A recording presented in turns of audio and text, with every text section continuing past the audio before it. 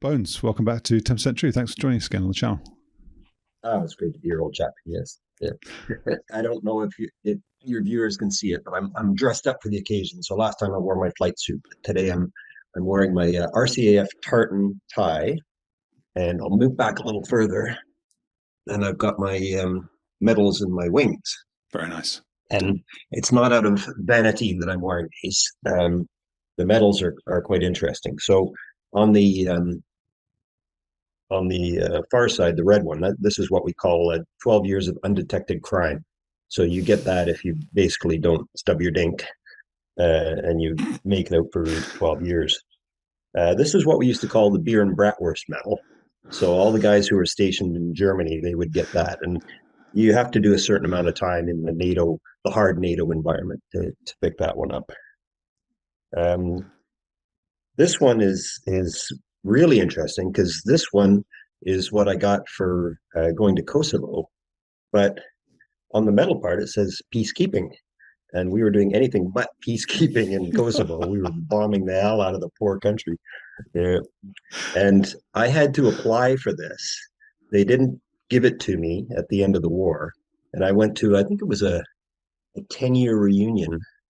And all my buddies who were still in the Air Force, they were all wearing this medal. So I said, hey, what's that? And they go, well, that was for Kosovo. Didn't you get one? And they go, no, I didn't get one. So I actually had to write to the people in our headquarters in Ottawa, begging them to give me a medal. And they said, well, you have to prove that you're actually in combat. And I said, well, it's on my records. Oh, well, no, but you have to actually show that you did combat, So I had to send them photocopies of my logbook. Really? And it took about a year. And then I get this thing in the mail. They didn't arrange a ceremony or anything at the local Air Force Reserve or any of that kind of stuff. They just sent it in the mail. Wow.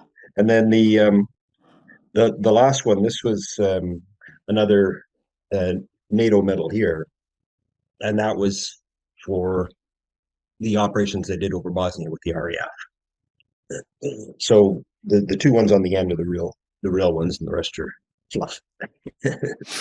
Wow, so that's my uniform for the day. Yeah. Thank you very much. If we get to part 3, I'd be interested to see what you turn up in. Yeah, you might not want to know. Okay, so for the benefit of the audience then, as you've indicated there, Bones, we're going to start by talking about your RAF exchange tour flying the F3 and then combat operations over Kosovo. Then we'll talk about going back to the Royal Canadian Air Force and flying the Hornet again and your combat operations over Bosnia. And then you've got some anecdotes, I know, in between around the various debts you did with the Royal Air Force down to Cyprus and Decci and interesting, the Falklands. Really, really interesting to hear about how you got on there. And obviously, anybody who's listening to this will put 2 and 2 together and realize this is part 2. So if you haven't listened to part 1, now might be a good time to go and do that. Catch up with what Bones was talking about in the previous episode, which was his time flying the F5, and some interesting anecdotes and discussion around flying the Hornet in BFM. I thought that was really interesting. Interesting. Yeah. All right. Bones, tell us then, how did you end up flying the F3 with the Royal Air Force, and what was that experience like? Well, and the second question is quite interesting. So I knew about the exchange. I'd expected to go on the GR1 exchange about 5 years previous to that, because I knew it was coming up, and I was coming off my first tour on the F5. So I was expecting to go to the GR1, but I wasn't selected for it. So then I went to become an instructor on the F-18 at our training squadron on the F-18. And I was trying to get a job with the Canadian Hornets that were based in Baden-Solingen in Germany, because that was a really sweet deal, for many reasons. But I realized the chances of that happening were infinitesimally small. So I was expecting to go to a ground tour, because our normal cycle is 2 flying tours and then a ground tour. And then this opportunity came up for the Tornado F3 in Coningsby. So I grabbed it right away, and a very good friend of mine was over there at the time. So we had been corresponding, by snail mail. We didn't have email back then, but we'd been corresponding by mail. And he was telling us funny stories about the Tornado. And he had previously flown the Voodoo, the F-101 Voodoo Interceptor. And he was saying, well, performance-wise, the Tornado isn't really much better than the Voodoo, which is not a glowing tribute to the Tornado, unfortunately. But Anyway, to wrap that part up, the experience I had over the 3 years was absolutely fantastic, and I'll get into the reasons why I enjoyed it so much. The airplane wasn't as bad as I thought it was going to be, and you've had a few speakers talk about the Phantom. Well, we could kick the Phantom ass. So it's in between a Phantom and what we call the teenage fighters, the 14, 15, 16, and 18. So I'm on the instructional squadron at Cold Lake as an instructor on the F-18. I get assigned to the job over in Coningsby on the F-3. We have to do an in-clearance procedure with the defense liaison staff in London, and then I went up to Coningsby. There was a 6-month overlap with my predecessor, and he was a great friend, and our families were great friends too. So, and we were just up the street from him, so that was great. They sent me off to do all of the RAF preparatory work prior to going on the Hawk. So I had to do a couple of months on the Hawk as an introduction to British procedures and all that kind of stuff. But at first I had to do the high altitude indoctrination again, and then some other sort of aeromedical things. And then off to Brodie in Wales to fly the Hawk. And that part of Wales is absolutely gorgeous, the sort of southwest corner of Wales.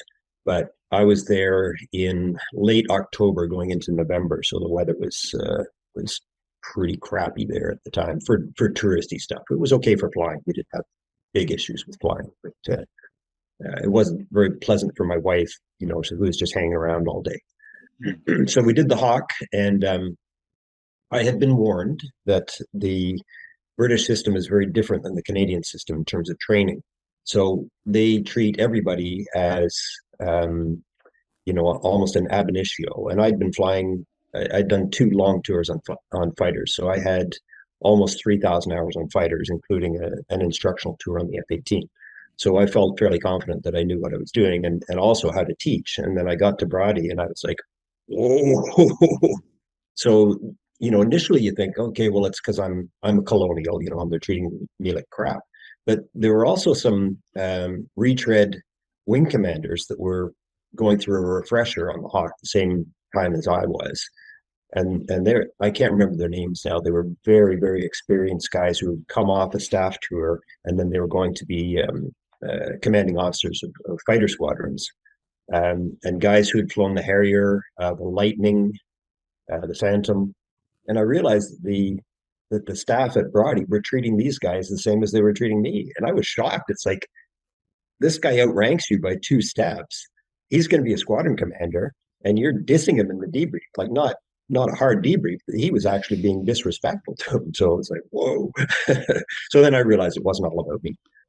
But the other thing is, so this is, the idea is to get you used to the British procedures, because the Brits have a different word for everything. So instead of saying afterburner, they say reheat. Instead of saying landing gear, it's undercarriage. But it's also the circuit joining procedures and all that kind of stuff. So there is a lot to learn, before you get on Her Majesty's frontline fighters. But the other thing is, even though I was going to a pure air defense squadron, we did a lot of low-level flying, and there have been huge issues with exchange officers. And I hate to say this, but it's true. The vast majority of ground collisions in the RAF by exchange officers has been with Americans, so either USAP or Marine Corps, and they just have a terrible track record. And it makes sense because they do most of their training and then a lot of their flying out over the desert, and it's clear in a million weather. They tend not to fly super low. Even back in the 80s, I think they were, up at 250 feet, where we were down at 100 feet above ground. And there's a huge difference between 250 and 100, and then eventually they went up to 500 and 1,000 feet. So the ground was the biggest enemy there. After I finished at Brodie, I went back to Coningsby. Then I had to do some more high altitude indoctrination type training with the AR-5. So that's the chemical suit and the mask and the helmet that we wear for chemical NBC operations in the tornado. So I had to go back into the HAI chamber wearing that this time. And then I started the OCU at Coningsby, and that took, I think it was almost 6 months, the OCU at Coningsby. So this was my first time working with a dedicated navigator. They were running the radar in the back seat. I have a pretty good repeater in the front, but I don't have any control over the scan or any of that kind of stuff. So you're just watching what's going on in the back. We had quite a bit of not really animosity, but there was a lot of friction between the pilots and navigators in the Canadian Air Force.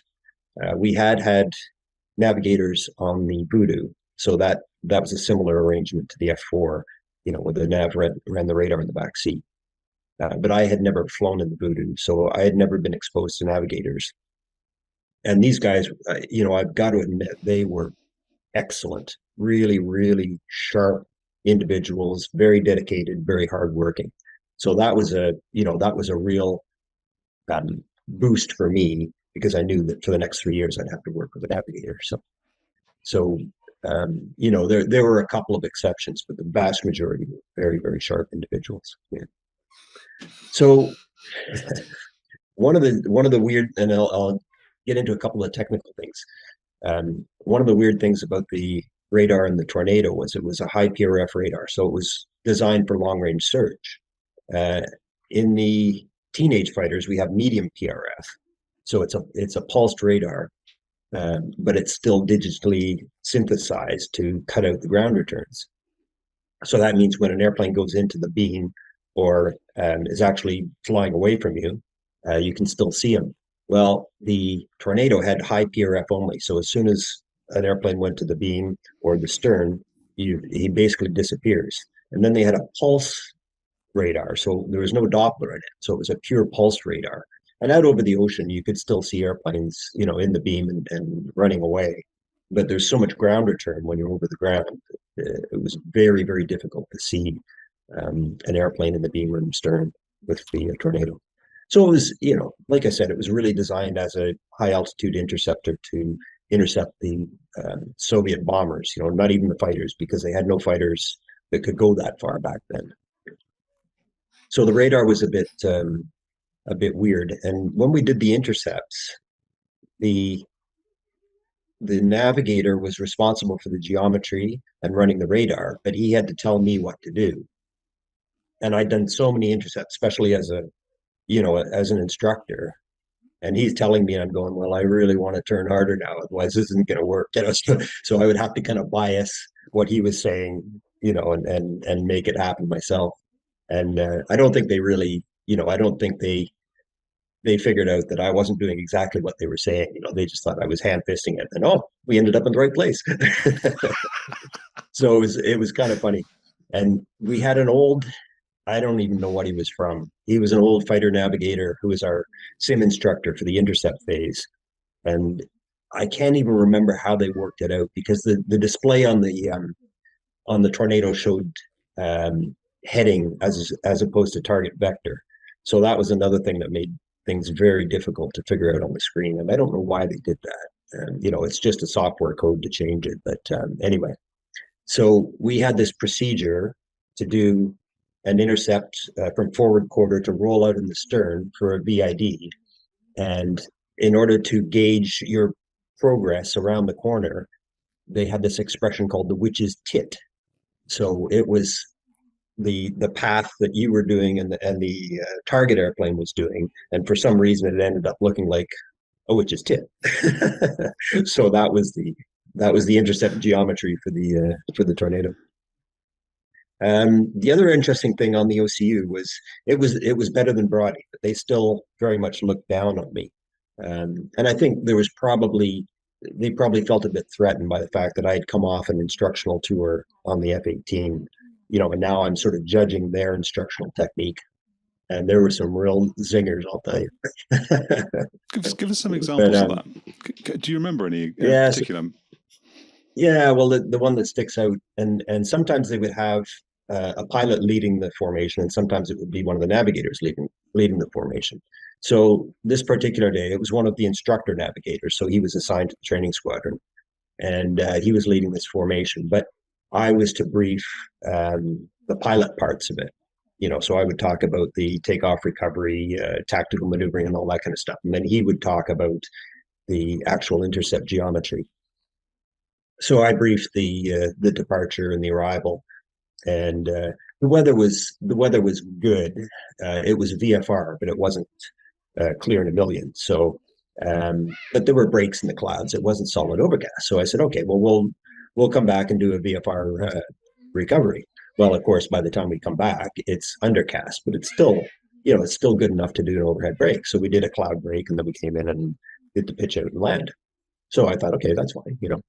Well, he just ripped into me. He goes, your recovery plan was absolute garbage. And I'm going, whoa, what happened? He goes, you actually briefed VFR recovery. How dare you, And going, hey, we did a cloud break and then it was VFR. But he just could not cotton on to this, that this was something. I guess he had to find something to put me in my place or whatever. But I just, whoa. But then, the vast majority of the instructors were great on the OCU. The training was good, but just like in Canada, it brings you up to a level of competency on the aircraft, but doesn't really teach you the ins and outs of what you're going to do on a day-to-day basis. So that's picked up by the squadron. So I went to 29 Squadron. There were two operational squadrons at Coningsby, so 29 and 5 Squadron. And 5 Squadron had a maple leaf as their symbol. And in World War I, they were an Army Cooperation Squadron, and they were actually assigned to the Canadian Corps. So that's why they had the maple leaf on the squadron. And so I thought it was kind of a shame that they didn't put the Canadians on that squadron. But, we worked with them quite a bit. I flew with them quite a bit. And, we had a very good relationship with those guys. 29 Squadron, I don't know if you know the story, but on the airplanes, they have 3 X's. So there's 3 red X's. And we use a call sign Tripplex. So everybody says, well, why do you have 3 X's? So the story is, and I don't know if it's true or not, but it's a great story. So in World War I, they were setting up the squadron, and the squadron commander calls one of the airmen over, and he says, yes, I'd like you to paint the squadron symbol on the tarmac in front of the squadron. So the SAC or whatever it was says, yes, sir. How would you like me to do it? He goes, well, we'll do Roman numerals for the squadron number. And of course, the poor little air crewman says, well, sir, I don't speak Latin. So he says, well, it's XX and 1X, So, oh, yes, sir, right, I can do that. So he goes, X, X, and 1 more X. So that's how 29 became 30. That's brilliant. And it stuck with it. Yeah, they still use it. And like I say, whether it's true or not, I don't. It almost doesn't matter. It doesn't matter. It's a great story. It's all about the story. Yeah. It's 10% true. How about that? That's enough. Yeah, that's enough. X%. Yeah. Yeah. So wonderful time on 29 Squadron. And my predecessor, very, very sharp individual. So, we had a long relationship between the Canadians and 29 Squadron going back at least to the Phantom days. So we were starting with a fair bit of credibility when the Canadians got to 29 Squadron. They knew who we were, type of thing, and we tried to send guys who were competent there. So very well received. I did all my combat ready checks. Fortunately, we didn't sit in the QRA, so we had the Q facilities, but we didn't have to sit alert in Coningsby. So we would do that for exercises or for deployments, but we didn't do it on a day-to-day basis, which is good. So all of our flying was training, for actual operations. So we used to once a year we would go down to Akrotiri in Cyprus to do the air-to-air gunnery camp down there. And of course, it was a great opportunity to get away from the, we would try and do it in the winter, of course, and get away from the British winter and go down and see the sun. Well, the first time I went down there, it was about +5 Celsius. And there was rain and wet snow coming down in Cyprus. Oh, no And way. we actually went skiing up on the Mount Olympus Did in the middle you? of the island. Yeah, they have quite a nice ski area out there actually, and Wow. the Cypriot ski team was practicing running gates and stuff. I was just holy god. But we also went down in the summer, and of course it was stinking hot in the summer. And very interesting place is Akrotiri. So they also had the I don't know if it was called the U2 or the TR1 back then, but anyways, the U2 spy plane flew out of there, and the they had this souped up Camaro car that would chase the U2 down the runway and tell him if his wings were drooping and all that kind of stuff. Because they, you know, and also when he was landing, they would tell him how high above the ground he was. So it was a very difficult airplane to take off and land. And we would never see those guys in the mess. So we would never see them. We would never talk to them. The other interesting aircraft they had there, they had black helicopters, so they had no markings on them, and the guys working on them were wearing civilian clothes. They weren't wearing military uniforms, and we didn't see those guys either. So we never talked to them, but we knew who they were, what they were doing, because we were so close to to Lebanon with Cyprus there.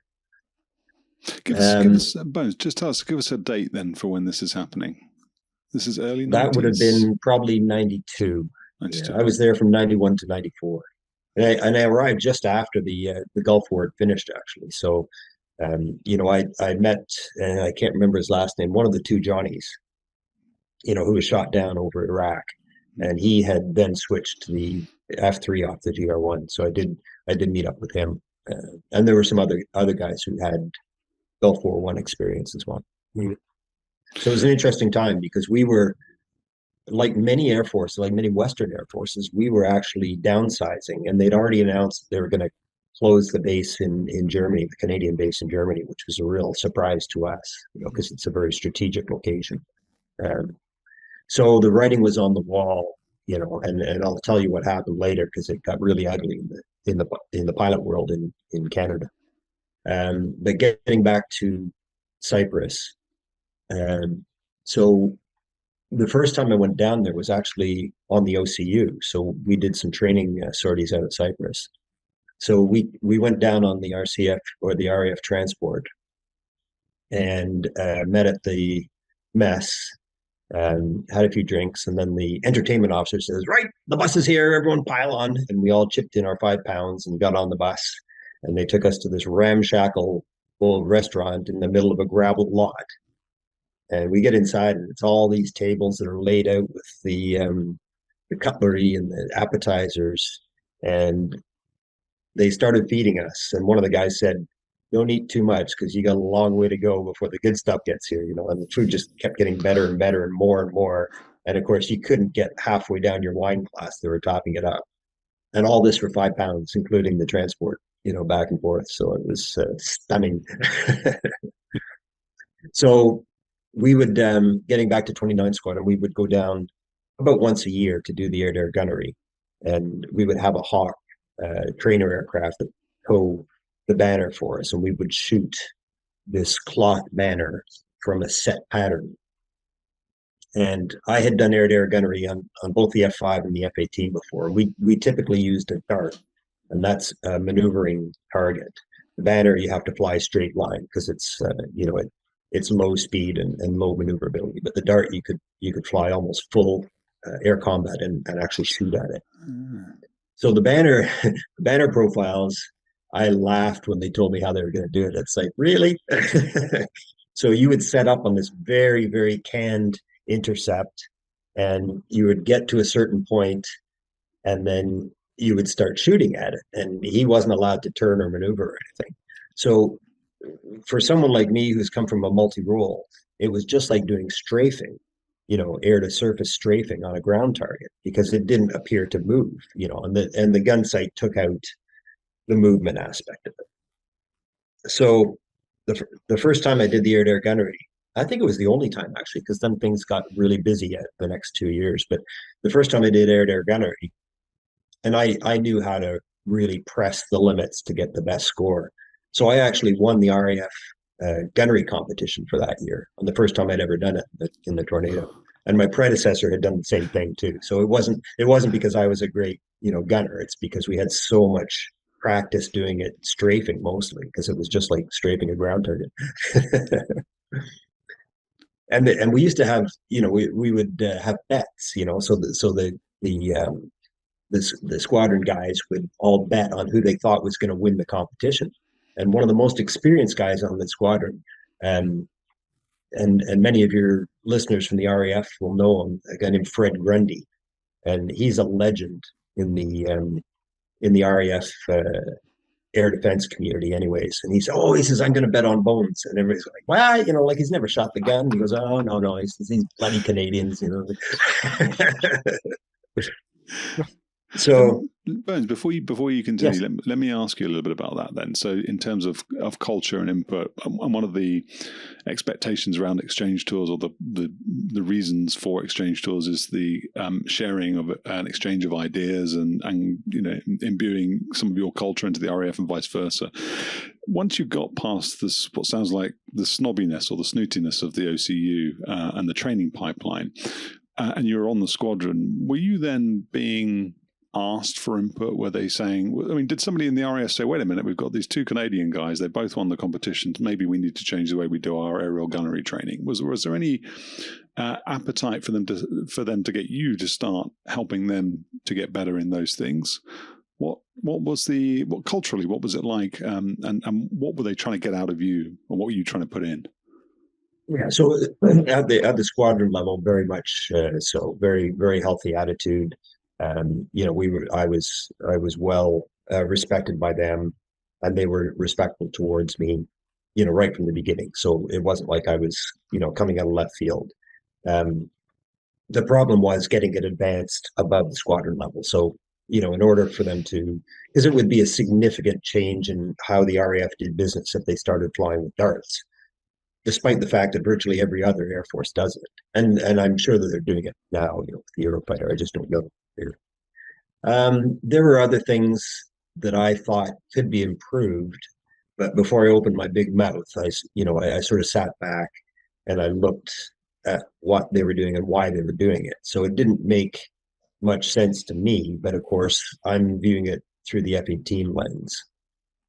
So because the airplane was bought as an interceptor against strategic bombers, there were some ways that they did fighter versus fighter things that I thought were not optimal. But then I realized that because of the limitations in the airplane, and it wasn't just the airframe itself, the Skyflash missile.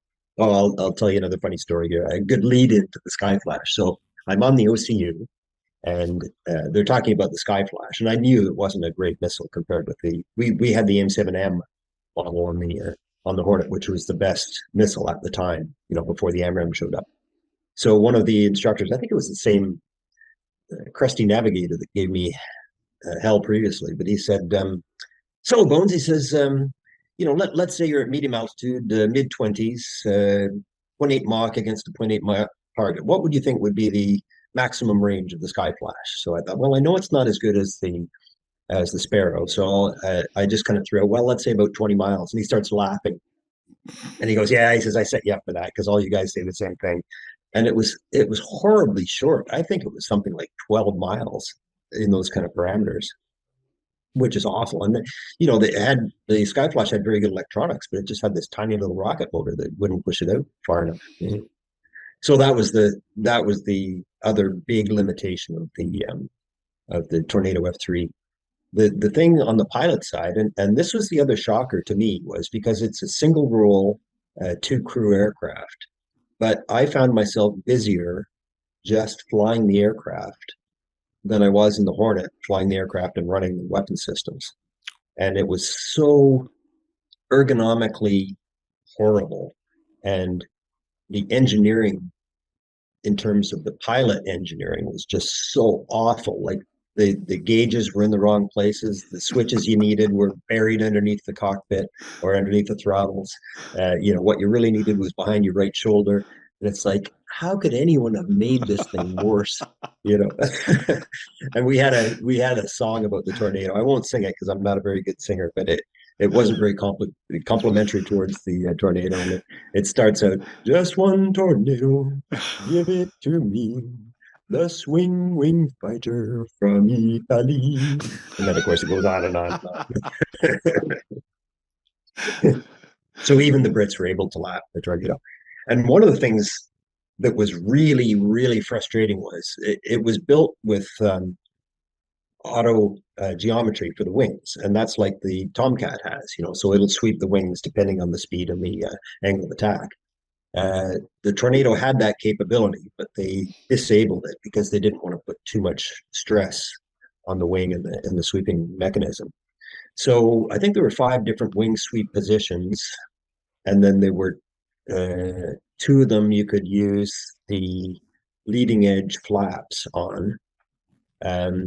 And for every for every wing sweep position, you had a speed limit, an AOA limit, a G limit, and a flap limit.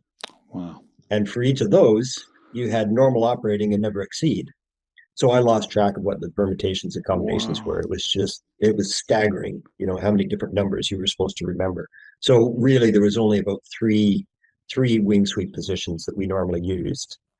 So you would memorize the parameters for that, and then very gingerly sweep the wings one way or the other. But yeah. I just wanted to know what it was like in terms of going from the Hornet with high alpha capability and presumably the fly-by-wire computer controlling everything, because the Tornado is fly-by-wire, isn't it? It does have a fly-by-wire system, but it's not, I guess, protecting you in the same way. I don't know. But anyway, you carry on with what you were going to say. Yeah, well, I will get back to my story, but I'll address this first because that's a very good point. So, obviously it didn't have the maneuvering capabilities of the Hornet.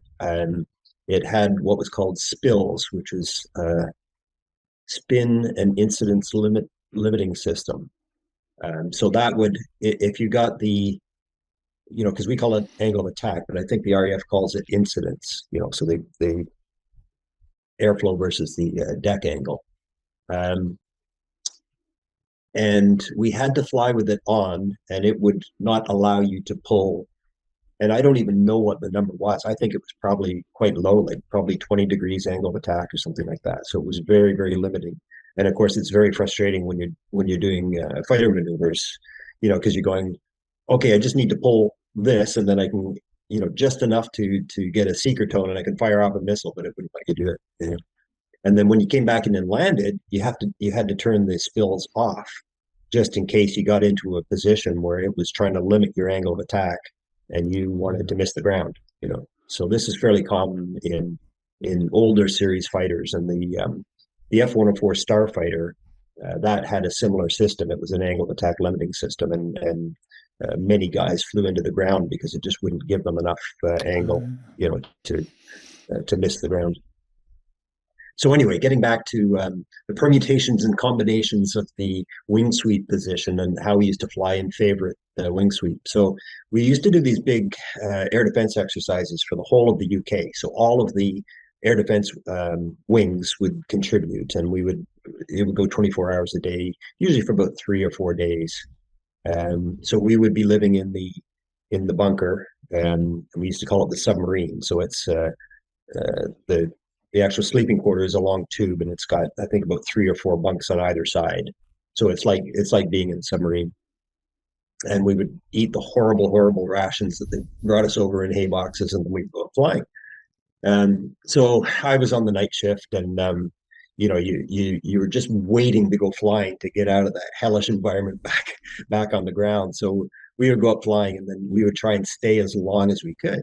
So they had all kinds of air-to-air tankers flying around, and you would kind of manage it, to stay up as long as you could, and then you talk to the radar people and say, okay, I need tanking. They'd say, well, no, we got nothing for you right now. And I said, no, I actually need fuel to get back to home base. And so then you'd fill up with fuel, and you come back out and go, tasking, and they go, well, yes, actually, you go to this cap up over Scotland. So it was a great way to pad the logbook and stay away from the ground conditions. So the first time on this particular night, the first refueling, I think it was a jet. So it was either a VC-10 or a Victor tanker. So that was the first plug. And then probably about 2 hours later, we were keyed up with a C-130, the Herc. So by now I'm starting to get tired. It's the middle of the night. We've been up for probably 4 hours flying, and then I'm coming in for my second refueling. And I'm coming up behind this Herc, and I knew that it would be slower than the jet. But I thought, oh my God, like the airplane feels like it's a marshmallow. And the nose was yanked way up, which changes your perspective, to plug into the basket. So I eventually got into the basket, and I thought, wow, how fast were we going? Like, were we doing 160 knots or something? And I looked down, and we're doing, I think he was doing about 200 knots, which is, that's a comfortable speed for the Tornado if you have your wings swept forward. So I looked down, and I've still got my wings at 45, which is halfway back. And I thought, oh my God, like, how did I even fly? How come I didn't spin out here? But that's what happens. You get tired. It's the middle of the night. And, I did the intercept in 45 wing and then just forgot to throw them forward. Yeah. Your nav didn't tell you? Does he have a gauge, or she have a gauge in the back? Yeah, he would, but they're looking out the window at that point. They don't. So I did forget to tell you a story about Cyprus. So when we get down there and we're doing the air-to-air gunnery, the navigator's only job is to lock the target, which is the banner, and then if you have to do an intercept, he will run the intercept. So the first night we're down there, and I'm hanging around with all the boys in the mess, and one of the older, more experienced pilots comes over and he says, "Hey, Bones," he says, "if you're with a gang of people and you look around and they're all wearing a half wing, which is what the navigator's for, he says, you're probably there too late." I go, "What do you mean?" He goes, "Well, they've got nothing to do down here, so that's all they do is drink." So sure enough, one night I'm up there and I look around and they're all navigators and we're having a great time. I mean, they're great, great guys. I go, yeah, I got to get out. So I go in the next morning. We would fly very early in the morning in the summer because it got so hot down there. So I think we would probably brief at 5:30 or 6 and then take off at 7 to try and beat some of the heat. So we get into the briefing and it's only just getting light. And all the navigators are wearing their sunglasses because their eyes are all bloodshot. So we get up there on the first one, and we're coming in on a sort of a beam intercept, and we had a TD box, so a target designator box in the HUD for the pilot, and so we could see what the radar was locked onto. So he was invariably locking the tow aircraft instead of the banner. So I said, no, I said, I don't want to shoot at the target you've got locked, and he's supposed to see that because I think it was about a 3,000 foot cable that they were on. So you should be able to see two different targets and then lock the trailing one. So he did that about 3 times. And I said, just go back to sleep because we can actually lock up the front. We have ACM mode, so you can just bore sight the target and lock it from the front seat, which is a much better way of doing it, actually. Yeah. Yeah. So anyway, we had a great time down there. Another great eating story. One of the guys on the squadron, he'd done a ground tour in Akrotiri, so he knew the area quite well. So he goes, "Hey, who wants to come out for a real cultural meal?" So it's like, yeah, sure. So we drive halfway up the mountain. It's this tiny little ramshackle hut. This old man comes out. His hands and his arms are absolutely black from charcoal, and he's chain smoking a cigarette. And he's like, "Ah, how are you doing?" So they knew each other, and we're drinking his homemade wine and eating all this great food that he's cooking on the barbecue in the back. And it was a one-man show, for all of these guys. So there were some great experiences down there. And I don't know if you've been to Cyprus, but the cities are pretty rough. But the coastline is absolutely spectacular, and the base at Akrotiri had a beautiful, beautiful coastline. So, in the summertime, you could go down there and go swimming on the beaches, and they had their own sailing club. So you could borrow a sailboat to go out sailing. So it was a beautiful, beautiful place here. Lovely experience. You might get to it anyway, but I wanted to just before we miss it or miss the opportunity to talk about it, just talk about the tactical phases of flight with the Tornado. And you said the nav's going to run the intercept, but then I guess once you get to the merge or ahead of the merge, you're going to start taking over things. I just wondered what the airplane was like to fly BFM, or what sort of maneuvering capability you had. You've described being limited at 20 degrees and not being able to sort of pull the nose to come in and take the shot or get in plane or whatever it is that you're doing. Were you generally of a mind to just try and get out of the fight, park it behind you and leave the fight, or could you turn against various other aircraft? And were there aircraft you definitely didn't want to fight, or aircraft that you were actually happy to have a go at? Yeah, and really the power of the Tornado was in the forward quarter. So really you didn't want to get into a turning fight. And that's actually true for any aircraft, like even the F-22 or something like that. As soon as you start turning and burning, you're now this great big flare in the air, and all they have to do is lob a heat-seeking missile in there. And we have this mentality that there's the last thing you want to do is a blue on blue engagement, so you don't want to kill somebody else. So if your wingman was in the HUD field of view and you're trying to take a sidewinder heat seeking shot, that was a big no-no. I don't think the Soviets would have worried about that. If they saw a Tornado or an F-18 fighting against one of their buddies, they would just lob that missile in and hope that it hit the right target. Right. So you never want to be in a turning fight, even in the F-22. And it really is for when you're having a bad day and somebody gets through your long range missile shots. So that's what we did. Probably 90% of the time, we would practice long range missile engagements, and it was typically against other Tornado F-3s. So it was not a great training environment to do it against F-3s because we knew exactly what they were going to do. They knew exactly what we were going to do. We both do the same thing at the same time, and then we would run back out and come in and do it again. So it's like, wow, we're burning a lot of fuel here. So we did do a couple of deployments over to France, and we did DACT with the Mirage 2000. And that airplane is a beast. It's probably like an F-16, but with a bigger wing than the F-16. So, we brief up this trip, and then we go out and we set up this long range. I think it was a 484 that we were doing, and the navs get the contacts, and we could get quite long range contacts in the Tornado, like probably better than most of the teenage fighters, other than maybe the F-14 or the F-15, but certainly better than the 16 or the 18. So we would get a long range contact, and we could get a good sort on them too. So you could tell, how many airplanes there were and in which position or which formation they were flying.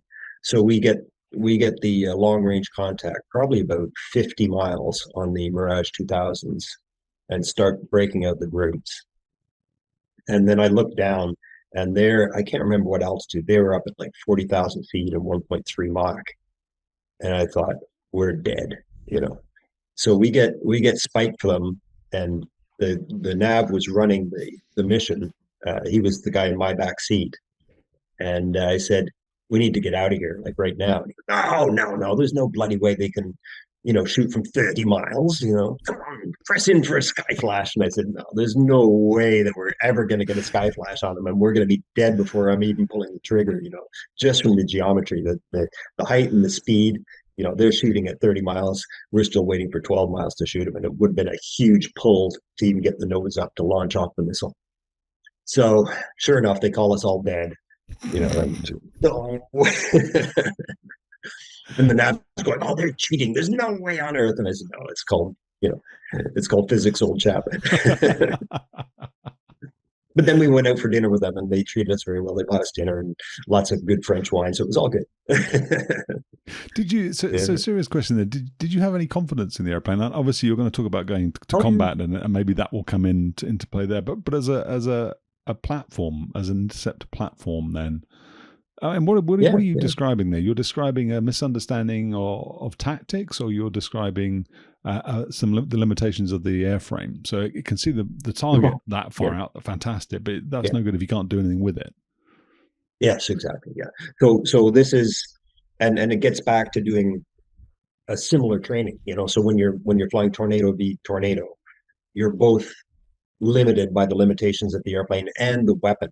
So it was the very short range of the Skyflash, and they should have fixed that. I don't know what it was. It was maybe because they designed the airframe around the Skyflash. Maybe they couldn't have put a bigger rocket motor on it. Okay. But and then they did eventually get the AMRAP just after I left, actually. So getting back to your question, um, it was both the limitations in the aircraft and the weapon, and not adapting the tactics to a dissimilar adversary. Yeah. Yeah. And it was readily obvious, the first time we did it. I was going to say, you should have been able to get up to that height and that speed easily in the F3. I mean, it's a no, fast. No. It's possible to get up there, but it's a full-time job to get up there. Is it really? Okay. Yeah. Because the wings are so small. Like even with the wings swept fully forward, and the weight of the aircraft, because it's very heavy, and one of the things is the wing sweep mechanism. So they had to put a lot of extra ironmongery in it to make it work. And that whole wing sweep idea was just ridiculous. It was, and so many air forces bought onto it too. The Americans and the Soviets with the MiG-23, and it's like, this is really stupid. It was a really dumb idea, actually. Wow. You could go very fast, but in the Tornado, you had to be down low, to get a high indicated airspeed. And it would do Mach 2, but that to get a Mach 2 run in, and I tried to do that on my very last trip in the Tornado. I wanted to get the Mach 2 badge, and I got up to, I think, 1.86, and we just ran out of airspace and almost ran out of fuel. I mean, you're in full reheat the whole time, to climb up, to accelerate, and to maintain supersonic. So, wow. So yeah, there were some significant limitations, but I'll try and stress the positive part. So the radar was very powerful. We would get long range acquisition on the radar, and because the beam width was very small. So getting into the technicality part, the beam width is a function of the size of the radar antenna. So the bigger the antenna, the smaller the beam width, because it focuses the radiation going out. And the smaller the beam width, the better you can sort the target. So you can pick out two aircraft flying in reasonably close formation and see that it's two and not just one blip. So that was a big advantage over the Hornet, because the Hornet had a fairly large beam width, and you would see the contact at a reasonable range, but to pick out the actual formation and then sort onto the guy that you were responsible for, that was very difficult in the Hornet, in the first generation radar that we had. Mm-hmm. So that was a big advantage. The other thing about the F3 was it had an IFF, so the identification friend or foe. So if you were squawking, including the secure squawk mode 4, you could interrogate the other aircraft. So that was typically one layer of the threat matrix to decide if this was a hostile aircraft or, a potentially friendly aircraft, or, just a non-combatant type of thing. So that was good. And you could see that on the display behind you as well. So we didn't have data link at the time, but if the targets were squawking, then you could see their squawk behind you. So you had an idea of when they were turning cold, sort of thing.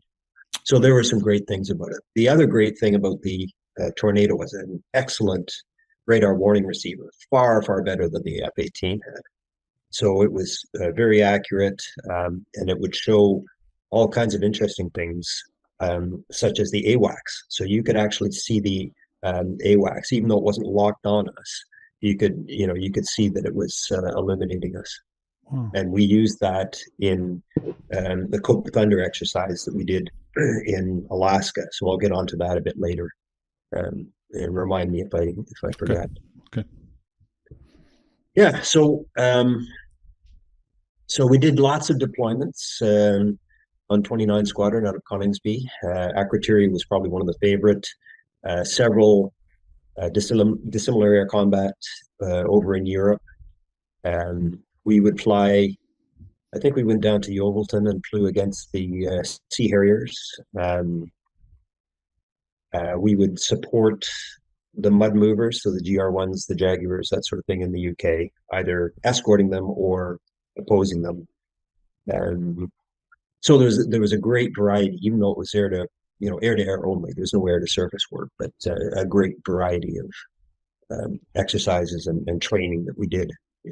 Talk about Cope Thunder in Alaska, and I can't remember the order I did this. I think it was probably one of the first big deployments I did. I didn't get to go to Red Flag. I'd just shown up on Squadron when I went to Red Flag, and I'd been to Red Flag many times, but so had they, so it wasn't a big deal for them not to take me. Cope Thunder, it was an exercise for the Pacific Air Forces, for the USAF, and it used to be run out of the Philippines. And then when they kicked the Americans out of the Philippines, they moved it up to Eielson. Well, actually, it was based in Eielson, which is near Fairbanks, Alaska, which is central Alaska. So we get tasked to do this Cope Thunder exercise, and it was in late April, probably 92, I would think. So we're doing a workup for this exercise. And what we would do for the workups, we would, you would have some ground school classes, and then you would get paired up with your crew. So, the pilots would get paired up with the navigators, and they would try and fly you in either 2 ships or 4 ships that you expected to be with at Cope Thunder. So even though we were very standardized with our procedures and stuff, it was always better to work with the same people. So one of the ground school classes we did was for Arctic survival. So one of the chaps had done the RAF survival course, and he says, okay, this is how you dig a snow cave, and and it's going to be bloody cold, and you're going to have to try and do this and that. And they said, okay, Bones, have you got anything to add? And I said, well, actually, I said, at the end of April in Fairbanks, Alaska, it's probably going to be quite warm. Well, no, it's Alaska. And they said, well, yeah, but so we we're flying across. I took the transport from the UK to Goose Bay, and then we spent, I think, one night in Goose Bay, and then we did air refueling in the Tornadoes from Goose Bay to Eielson. And as it turns out, it was clear in a million the whole way across. I don't think we saw a single cloud the whole time. And it was 8 hours to go from Goose Bay to Eielson. So it was much farther than going from Coningsby to Goose Bay.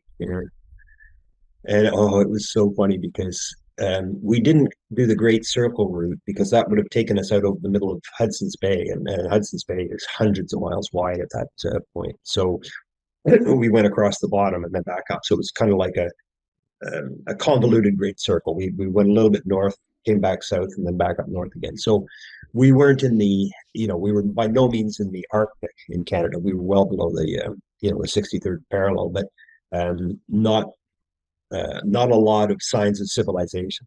So we're coming into land at Eielson, and we pick up the ATIS on the radio, and they said it's 17 degrees. And I said, well, I'm pretty sure that the Americans use Celsius as well. Surely it wouldn't be 17 Fahrenheit. And we're all wearing our Arctic survival gear because we're going to be flying over the Arctic, So we land in Eielson, and the RAF ground crew there marshalling us in, and they're wearing shorts and T-shirts. And we're wearing our big bunny suits, 18 layers of wool and all that stuff. And it's like, no. But we got out, and we're having a quick debrief of this trip. And one of the Brits, I guess he'd never been to Canada, he says, Bones, he says, does anyone actually live in your country? Because I think we saw 2 signs of human habitation the whole time, and maybe 4 or 5 roads and the odd hydro line. But other than that, it was just lakes and forests there. 8 hours of that, and they just couldn't comprehend that. No.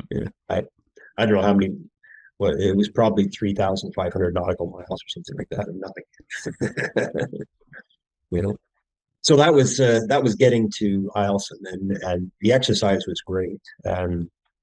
It's laid out on the same lines as Red Flag, but you're up in the mountains basically, and the weapons instructors on our squadron had done a great job at looking at the strengths and weaknesses of the Tornado and how we could exploit those. And I think it was similar to the way that Tug was talking. When you're up against a very superior adversary, you've got to basically cheat, in order to come away with any kind of dignity whatsoever. So we would use the terrain. If we were spiked and we knew we couldn't shake off the spike, then we would dive down and hide in the valleys and that kind of stuff. And that was that was a very effective way of countering the shots.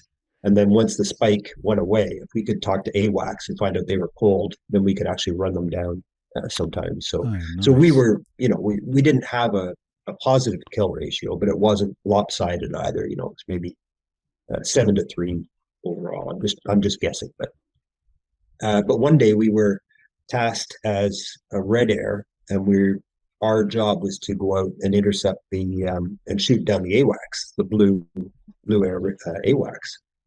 So we did all of the jinking and jiving at low level, trying to shake off spikes from the F-15s who were protecting the AWACS. And eventually we got 2 aircraft in, and the AWACS would retrograde if they saw you, but if you're down in the terrain, they wouldn't see you until too late, and then we would just rage at max speed to try and get them. But they would also they also had very sensitive radar warning receiver, so we would just turn the radar to standby and go in on their strobe on the RWR. So that's what I was saying about the RWR for the F3. It was really, really good. So for my understanding, that's just then a line on a scope, and you just put the line at 12 o'clock and fly up the line. Is that what you're? Yes, correct. Wow. Yeah. So it didn't tell you the range, but it would. And you could tell when you're getting closer to the signal. You've got a better signal, so we knew we were getting close. And I think we probably had other guys behind us that were painting us and the AWACS, and then saying, "Yeah, okay, you get 20 miles to go, and wow, you're gonna pick up a tally on them at 15 miles." So then it was just a visual intercept, and either we flashed up the radar or we just shot sidewinders, the heat seekers at them. And the F-15s were rightfully embarrassed by the fact that we got through the Mighty Eagle and shot down the AWACS. So there were some great capabilities of the Tornado, but you had to really know how to use them, and almost cheat. It's if you ain't cheating, you ain't trying. Is that a mantra that you live by, or you live by?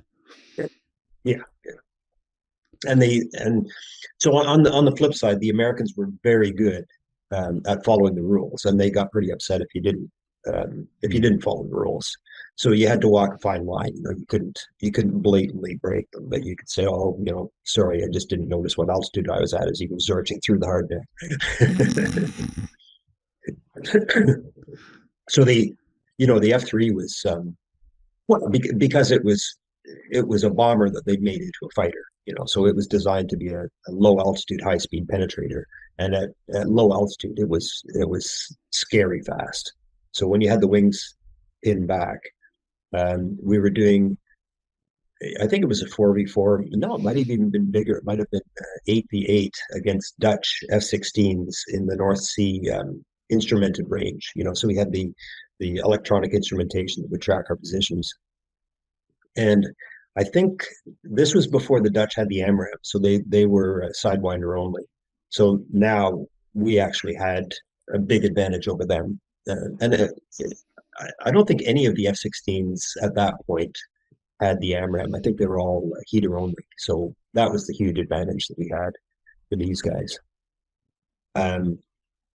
But it was briefed up by another one of the pilots, and he was talking about how we would go into the merge at Mach 1.2 at low altitude, and then if we had to egress, we would keep it up at Mach 1.2 as well. And the F3 had a lot of fuel; it carried a lot of internal fuel, but I knew that we were going to go through the fuel fairly quickly, so I didn't really follow his instructions to the letter. I just left it in full military power, and I got spread out.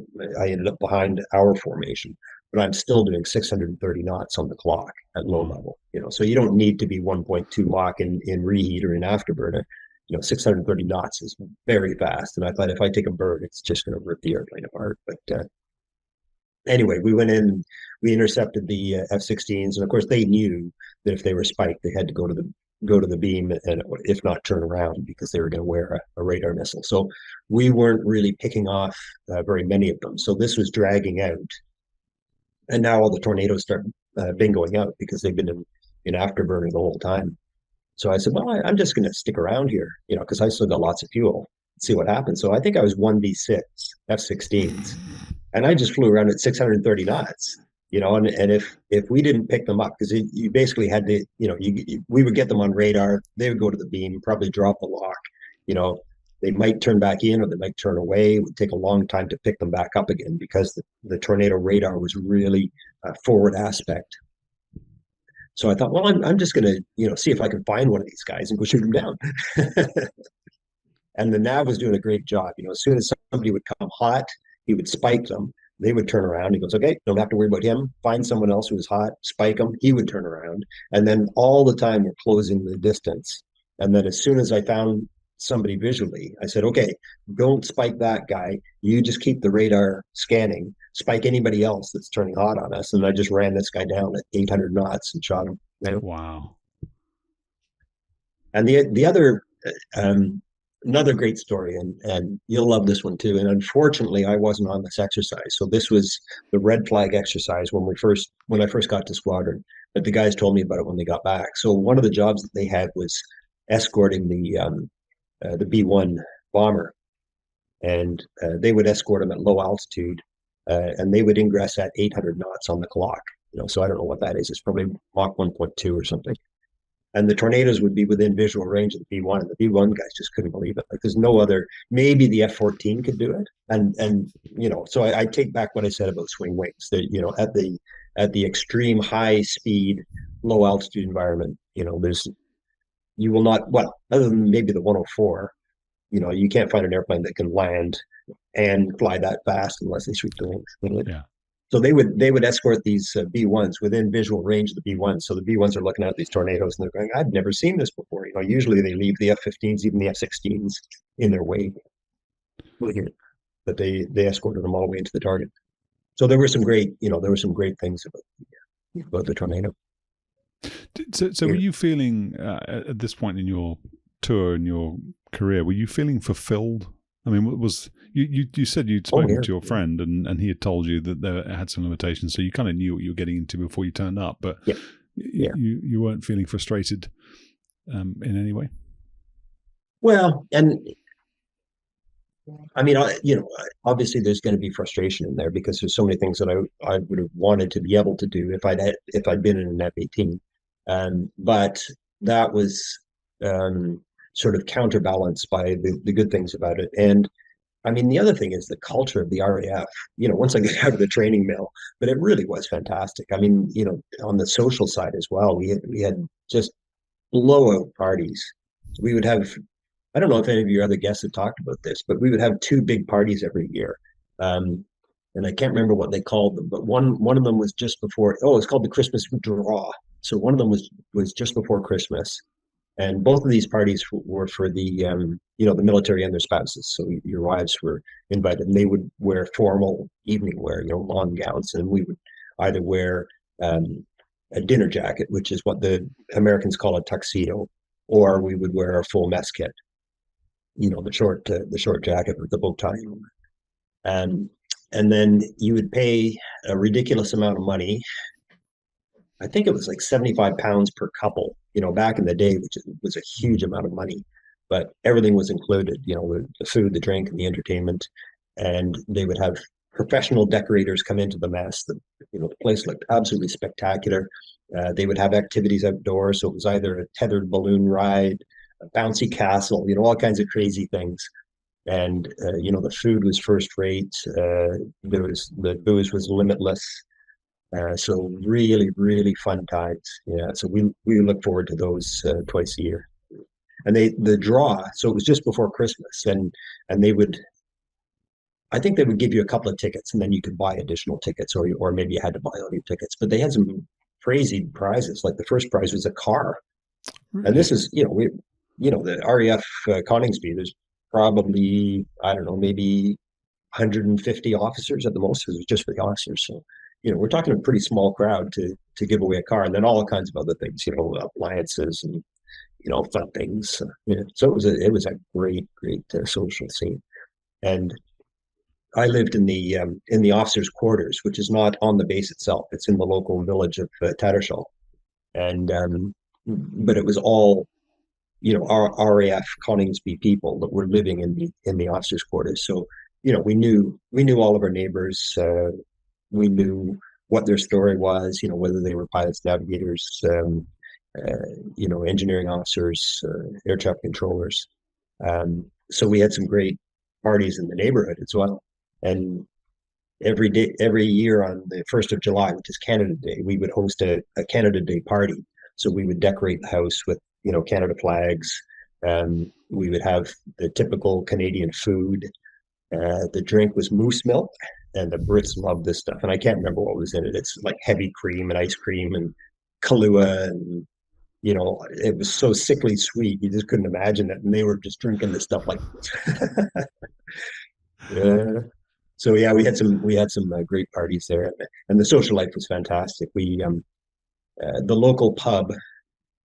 I can't remember how old it was. It was at least 600 years old, and it was called the Bluebell. So we would walk across the farmers' fields to get to the Bluebell, and the ceiling was exactly 6 feet above ground because I'm 5'11", so I could feel it brushing my hair. And they had a sign at the bottom of the stairs that said "duck or grouse," because so many guys that were 6'1" would walk into the first beam and go. So it was a great place. Yeah. So anyway, let's get back to tactical flying and the Tornado. So I talked about Cope Thunder.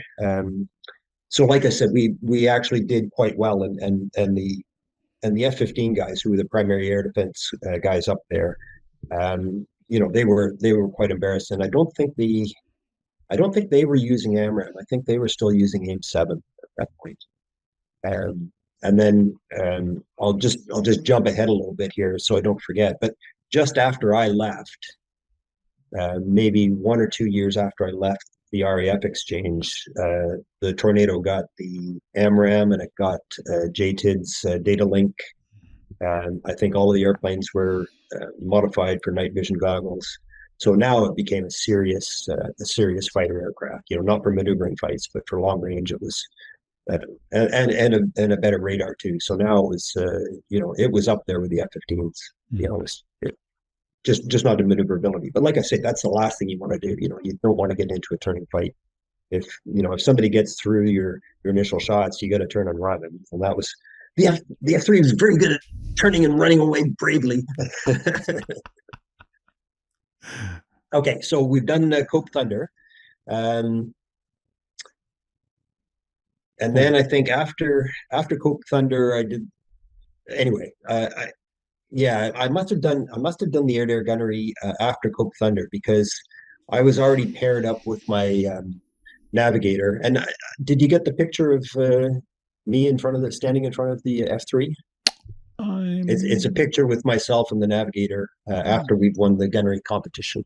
But anyway, so we were paired up for the gunnery competition, and then we were already paired up to go down to the Falklands. And there was only a couple of weeks in between the two to go down to the Falklands. And my wife at the time, we didn't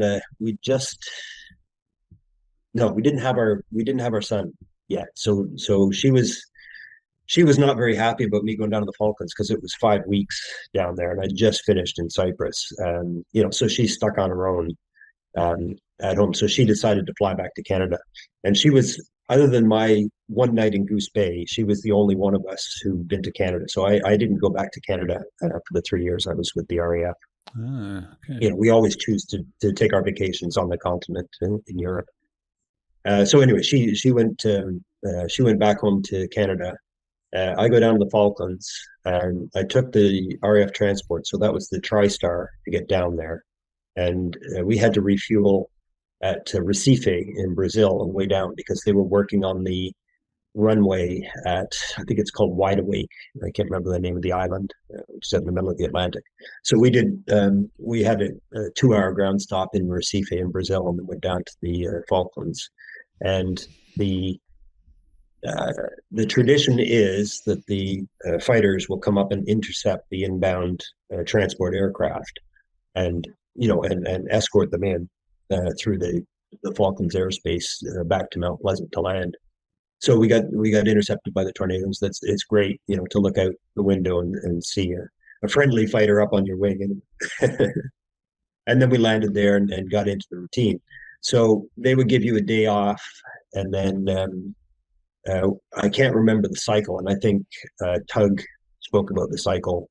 It was typically, I think, 2 days on alert, where you're living in the alert facility. Then you would get a day off. Then you would get 2 days of training. So you're flying the spare aircraft for the alert, and you can do all sorts of training. And then you go back into the alert facilities for the last 2 days again. So that was the typical cycle. You get one day off a week, basically, and the rest of the days you're either doing flying training or you're sitting on alert. All kinds of interesting things down there. So the airfield itself was built several years after the war. Initially they were flying out of the civilian airport in Stanley. Port Stanley, and then they built the airfield.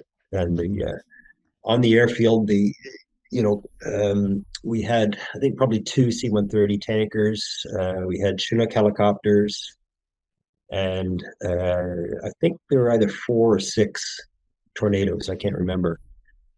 And then various other support elements and that sort of thing. But there was also an Army regiment that was stationed down there, and they would, the officers would eat in the officers' mess. So we would run into those guys. And while I was down there, it was the Gurkha regiment that rotated in. So I got to meet the Gurkhas, and they cooked dinner for us one night, which was spectacular. Other than that, they were very quiet. So I would try and engage them. I don't think they drank in the mess, but you would run into them before and after the meals, and very interesting guys to talk to. And some of them had been there for the war, which was 9 years previously. Right. So that was quite interesting. On our days off, one of the interesting things to do was a battlefields tour. So the Army regiment would take you out in one of their Land Rovers, and they would show you all of the big battles that took place, Goose Green and the Highlands above Stanley and all that kind of stuff. And they would give you an in-depth history. I didn't actually get to do that. The other thing that was quite interesting about Mount Pleasant, which is the airport there, is that it was built with materials imported from the UK by a ship. So they had thousands and thousands of these great big sea containers that brought all the building materials down, and they were supposed to send them back home. But of course, the RAF ground crew guys, they said, well, we're going to weld a couple of these together and make a pub. So every unit on the airfield had their own bar. Oh, and really? It was quite a job to get around all of the bars in your 5 weeks down there. But that was one of the ticks in the box that you had to get. So the aircrew bar, and I remember Tug talking about this, it was actually in the barracks. So they'd taken a couple of the barracks rooms and knocked down the middle wall and made quite a nice little pub. And on the wall, somebody had made a mural of an F4. And then initially, before the RAF had the TriStar, I guess, it was civilian transport that that did the troop rotations back and forth from the UK down to the Falklands.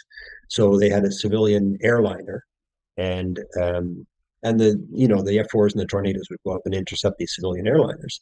And then when they're, I don't know, maybe 30 miles away from Mount Pleasant, the fighters would rage down, land, jump out, drive back, and then meet the airliner as it pulled up on the ramp. And of course, there's all these very attractive young flight attendants on the airliner.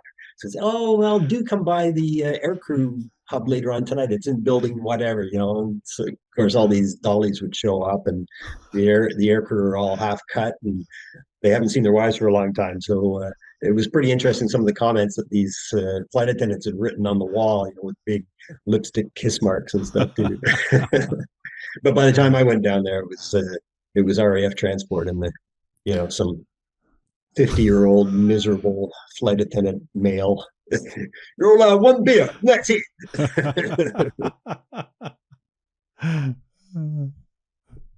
So the other thing was the flying down the Falklands, and I think Tug talked a bit about that too. But it was basically no rules, so you could go as low and as fast as you want unless you blew out windows. You had to be careful doing that. And I think there were maybe 3 trees on the whole island. It was like northern Scotland. It was just barren countryside, nothing up there. Um, we we would typically work with the ground radar. There was no AWACS down there, so they had two. I think they had 2 radar sites with very powerful radars, and they were up on the top of the mountain, to get the best uh, view out over the water. And of course, they would always want us to come and buzz the radar site. That was their excitement for the day. So we would go as low and as fast as we could stomach it and buzz the radar site. So one day we're up, and the TriStar is coming in. So we go up and intercept the TriStar. And I said to the TriStar guys, I said, "Hey, have you got enough fuel? And we'll do a flyby of the radar site." They go, "Oh yeah, sure." I said, "Okay, well just follow me, and I'll point them out to you, and then we'll come back and formate off you once you have visual on the radar site." So we got pointed towards the radar site, and now we've got a fair bit of altitude differential. So it was probably about a 20-degree dive to get down, to buzz it at a reasonable altitude. So the TriStar pushes his nose over, and he's coming down maybe at about a 10-degree angle. And then all of a sudden he does this great big pull-up. We're going, holy shit, he's going to spin out here. Well, they had a ground collision warning on the airplane.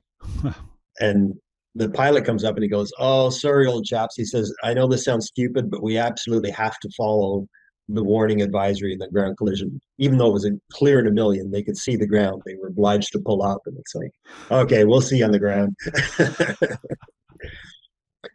So we would do a rotation every couple of weeks, so it wasn't a cadre of pilots that were there for 5 weeks and you all left. There was a constant coming and going. So one of the pilots had come, he was an instructor on the OCU, on the training squadron, and he'd come down for his 5-week deployment. So he gets his day off, and he's gonna make the best of his day off. And I can't remember how many things he did, but he basically did everything that you'd be expected to do in 5 weeks on his first day off. So he's telling us everything he did, and I'm going to shepherd him around the Falklands and give him a tour of the islands in the Tornado. And he's telling me everything I did. And I said, "Dude, this is going to be a long 5 weeks because you've basically done it all." He hadn't been to all 30 pubs on the airfield, but he'd done the battlefield tour. And the other great thing down there was the beaches on the coast. It was maybe about a 30-minute drive from the airfield, but they had penguin colonies down there. So I went down to see the penguin colonies, and the penguins were nesting. So they were sitting on their eggs, and you could walk right up to them. They wouldn't scatter or any of that kind of stuff. They just look up at you, and so that was kind of interesting. And then we went back, I think it was about 3 weeks later, and all their eggs had hatched. So there was all these fuzzy little baby penguins running around. Of course, they're quite curious about humans. They're going, "Oh, is this my friend, or is he going to eat me?" So that was great to see too. And this guy had done the beach tour with the penguins. So he'd done a battlefield tour. He'd been to the local town, and he'd seen the penguins all in one day. I don't know how he did it. He must have got up at 6 o'clock in the morning or something. So anyway, I'm flying around and say, "Hey, this is going to be a long 5 weeks because you just about run out of things to do." So we're doing the tour of the islands, and we're buzzing the radar sites, and everything you can do with a Tornado. And we get a call from the radar that says, "Okay, stand by for tasking." And I go, "Oh, this sounds serious," So we start climbing up, and they said vector west. So I'm, okay, well that's weird. There's a target of interest that's not squawking. He's 300 miles out from the Falklands right now. We're scrambling the tanker. You're to vector west to the edge, which is 200 miles. We had a 200-mile radius ADIS around the Falklands. Do not proceed beyond the ADIS, but stay there. So we go out to the edge and we pick up this guy. He was still about 100 miles away from us, I think. So we had time to go and refuel from the KC-130 and then come back and get this guy. And he came right up to about 30 miles from the edge of the ADIS, and then he starts doing an arc around the edge. So I don't even think we picked up a tally on him, but we found out later it was an Argentinian 707 that was coming back from Israel, where it had been converted into a electronic reconnaissance aircraft. Oh. So he was probing our reaction, and so that was an actual intercept. Yeah. It wasn't a hostile airplane, but it was an adversary because they weren't they weren't squawking, and they didn't tell anyone what we're doing, and it was from Argentina, right? So that was a pretty big deal, and that probably happened maybe once every 5 or 6 years. So this poor guy that I'm flying with, he's done everything that he can do on the island, and he's done one of the only hot intercepts in about 5 or 6 years, and it's day 2 that he's been there. Yeah. So anyway, so that was the Falklands. I don't know if there's anything else that you want to talk about with the Falklands, but yeah, I'd be interested in understanding what you just picking up on the theme then of the Argentinian probing that air defense interception zone, or that region, or whatever it is you want to call it. What were you really there for then? So once every 5 or 6 years, someone might come along and do something. You're raging around the countryside at low altitude, doing what you want. You're there for 5 weeks. There's lots of drinking. There's battlefield tours. Was there any expectation from the intelligence people or in the vault or whatever that anything would ever happen? Did you get told, look, it's never ever going to happen, just enjoy yourself, or did you get told it could happen any day and you need to be alert for it? Oh, no. So very much in between those two extremes. They would never say that that nothing could ever happen from the Argentinians. So the intel people would never say that, because they'd be out of a job, basically. The chances of it happening were extremely low, and the big thing was, we were a deterrent, and it's the same reason that the RAF likes to keep fighter aircraft deployed down to Akrotiri in Cyprus. It's to say, this is our base, we will defend it. Don't even think about it, and whether that would be from an attack or some other kind of infiltration or whatever. So really, it was a signal to the Argentinians that, just like Maggie Thatcher, we're not going to give up on these islands. They are our islands, and the vast majority of the people that live there are British people. They have British accents and stuff. You don't see very many Argentinians there again. Yeah. So very much a deterrent thing. So in terms of the flying then, you've mentioned Tug a few times. So for anybody who's listening who's not familiar with that, that's Tug Wilson, who flew. Well, he was flying Tornadoes at the time. He was flying Phantoms at the time. He was in the Falklands, and he came on to the channel to talk about that. And he talks about some of the sort of low altitude antics and the very sort of, edge of seat type flying that was going on down there. And I did have somebody who was also a guest on the channel, who I won't name, said to me that they loved the Tug Wilson episodes, but that they had revised their view of the RAF based on some of the things that he'd said in terms of what this American individual felt were safety of flight violations, and were things that if you were doing those things, you kind of deserved what could happen to you in terms of maybe flying into the sea or flying into the ground or whatever. So I wonder then, from your point of view as a Canadian fighter pilot, were you looking at that and thinking there are lots of safety of flight violations going on? Were you looking at it and thinking this is a pragmatic way of operating the aeroplane in this environment, and you should be able to operate it the way that they're operating it? How did you feel about it?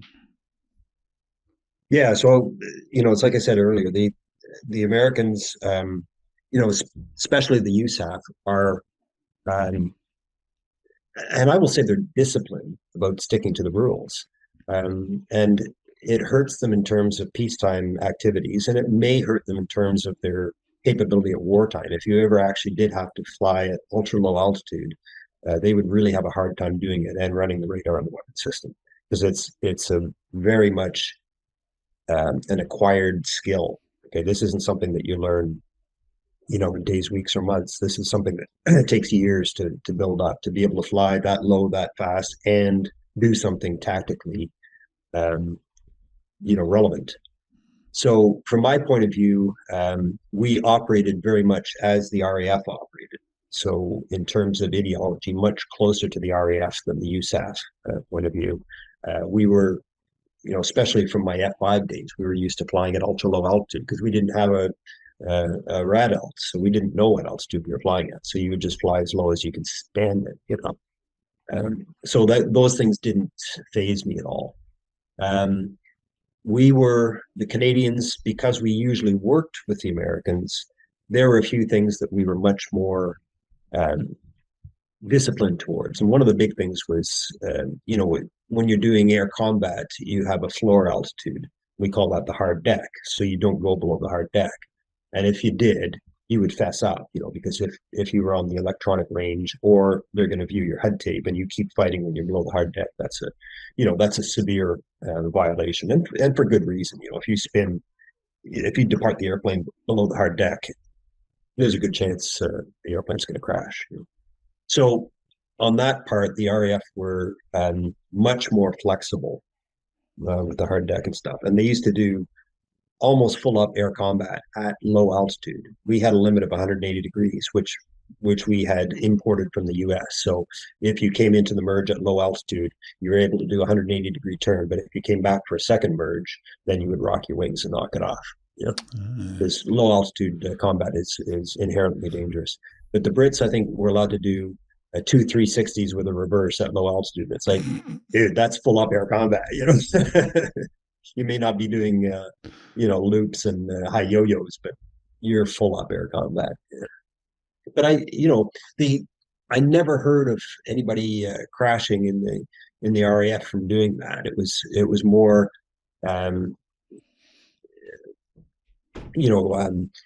hitting terrain because they were looking behind them, or the weather was really bad or whatever. But I never heard of anyone crashing because of doing these two 360s at low altitude. So whether it was that dangerous or whether they just thought it was that dangerous, I don't know. And when I went through the fighter weapons course, this was on the F5, and we did actual low level combat, so full up vertical maneuvering and all that kind of stuff at low altitude too.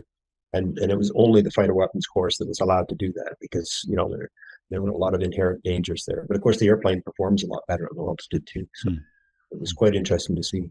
Yeah, that was one question I was going to ask you back when you were talking about performance of the F3. So the RB199 is the engine, isn't it, in the Rolls-Royce 199 engine in the both Tornado variants. I thought the F3 had a sort of medium altitude optimized version of that. Whereas the GR1 or later the GR4 had the low altitude optimized variant. I didn't know whether or not, from a pilot's point of view, that was germane to this conversation at all. Was it something that actually you did notice it was better at medium altitude than low altitude, or was it a bit, it didn't really matter to you? Oh, it doesn't, and all aircraft perform much better, of course, at lower altitude because of the air density. But the F3 had more thrust than the GR1, but I don't think it was optimized for an altitude. It's just the fact that it had more thrust. Okay. So did you do anything flying wise in the Falklands then that scared you? Did you do anything? I mean, you spent all this time. I think you said you did 1,000 hours in the F5. I think you said that flying treetop level all over these plains in Canada. Could you get to the point where you were flying an F3 lower and faster and therefore it was more scary? Do you develop some kind of habituation to low flying that means that actually after a while it doesn't scare you as much and you push lower and lower and lower? Can you describe what the journey is in terms of where you find your limit and whether you decide that you can go and push that limit? Yeah, I got a great answer for you. It's called the pucker factor. Yeah, when your butt cheeks start clenching together and you're thinking, yeah, this next thing might take out my butt cheeks because I'm so low, that's when you know you got to pull out.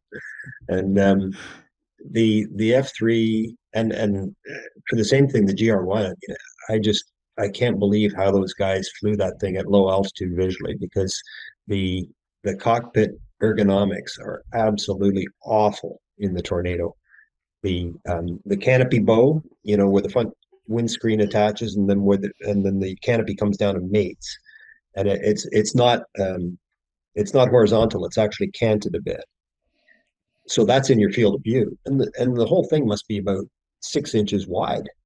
And then you have a fairly small windscreen in the front, and 90% of it is filled up with the HUD, and it's got these big iron brackets that hold the HUD down too. So your forward visibility is through 2 very thick layers of glass for the HUD, and then a very thick windscreen as well. And it's brutal looking out front, just to see where you're going. So at low altitude, I was always worried that I might miss some trees or something because the visibility was so bad at the front. So I didn't enjoy, ultra low flying in the Tornado. I found it very, very difficult, especially after coming, both the F5 and the F18 had very good forward visibility. So that was a real shocker to go onto the Tornado, which was, built as a low altitude, high speed interdictor. So my hat's off to the GR1 guys that did that all the time.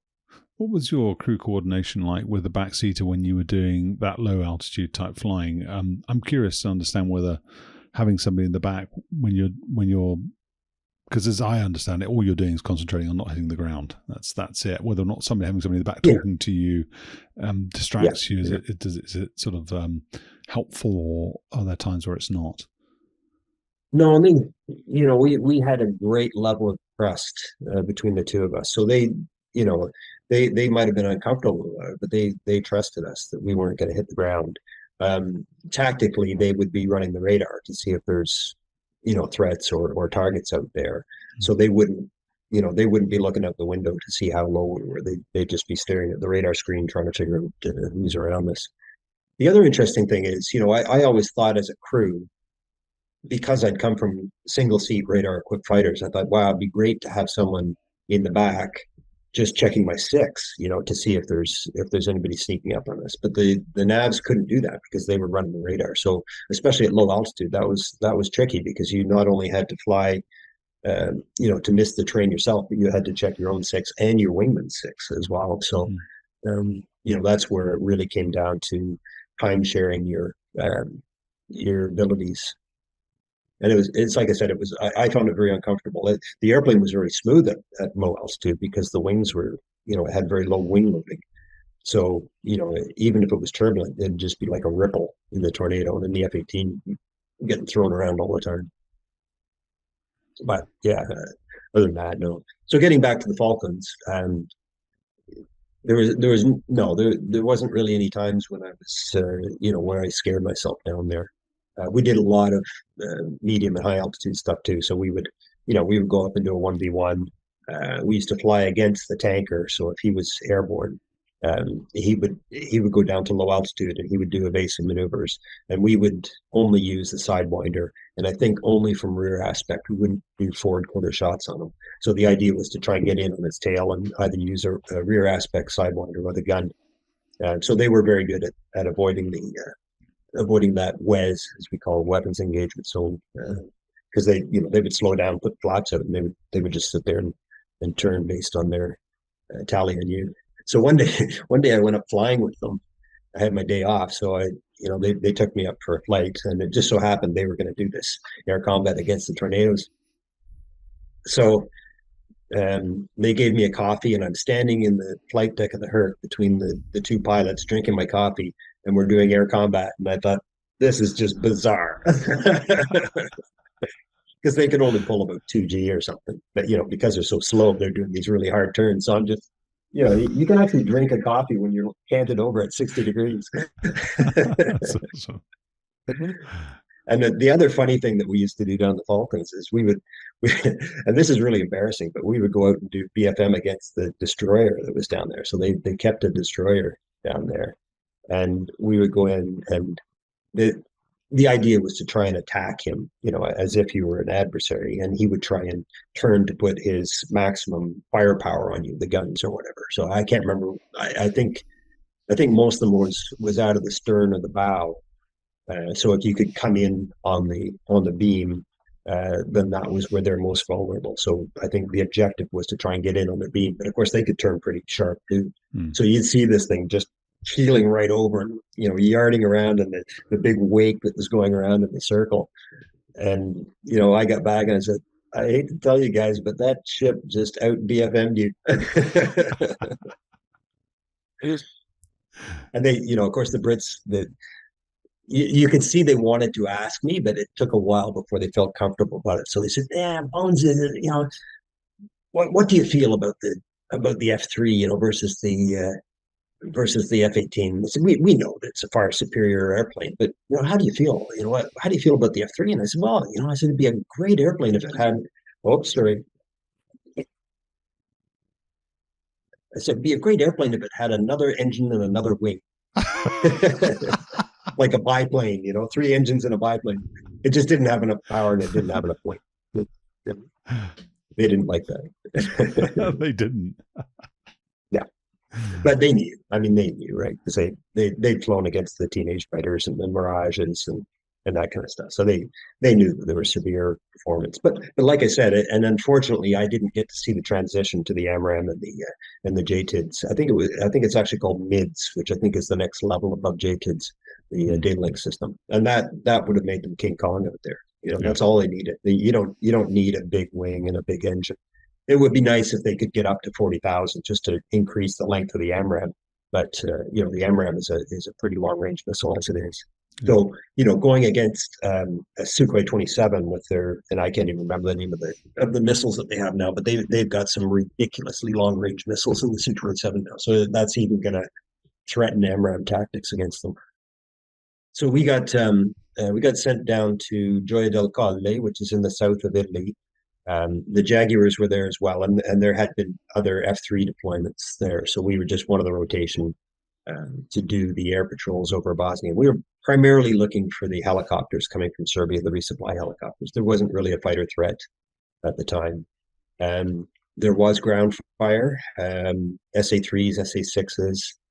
Didn't see much AAA coming at us. We saw a lot of surface-to-surface tracer fire at night, but I didn't see any anti-aircraft artillery while we were there.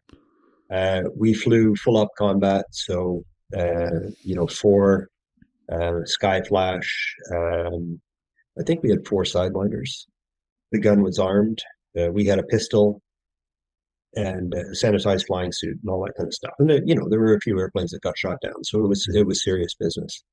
And if we found a helicopter, the chances of us being able to shoot it down were low unless they had indications that it was actually attacking friendly ground troops, that kind of thing. So just because there was a Serb helicopter coming in, our job was really to monitor it and report it rather than shoot it down. But if we had to do it, we were trained to do it, and we would have had to have done it. And the trips were usually about a 2-hour duration. It was a fairly long transit to get to Bosnia from Gioia because it's down the south of Italy. And then sometimes you would get air refueling in the middle, and that would drag the trips out even longer. We had a fair bit of free reign because we were basically doing a combat air patrol. So sometimes they would assign us an area, or they would just let us do our own thing, because usually it was just 2 airplanes that were doing the air defense role. So you were the only people in theater. So when we were allowed to sort of just free reign and look around, I would typically try and go over to a town called Srebrenica, which is on the east border of Bosnia, right on the Serb border. And the AWACS would get very, very excited because it's right on the border, but the border is a river. So as long as I stayed on the west side of the river, I knew that I was staying outside of Serb airspace. And the reason I would go down to Srebrenica was there was a Canadian army detachment that was down there at the time. So I just went to, sort of say, hey guys, you got air cover here if you need it. Not that we could have done much, but we at least had the gun. And there was a Sea Harrier that actually got shot down in that area a couple of years later. And an interesting story about that, and I got this secondhand, of course. I didn't get this from the pilot, but he got shot down, and it just happened that there was a SAS or an SBS detachment on the ground that saw this whole thing happen, and they ran out in their Land Rover and picked this guy up and brought him back to the safe house. So he's in the safe house, and this is before the days of cell phones, but they had a sat phone. So they said, "Hey, do you want to call your wife?" And he goes, "Oh yeah, she's going to hear about a Harrier being shot down." So he calls his wife and he said, "Hey, listen, dear, I'm fine. I got picked up and I'm safe, and I'll be home as soon as I can."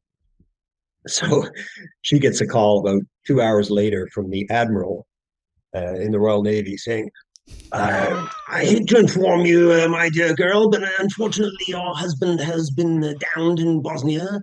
We know that he's fine, and we're going to get him home as soon as possible.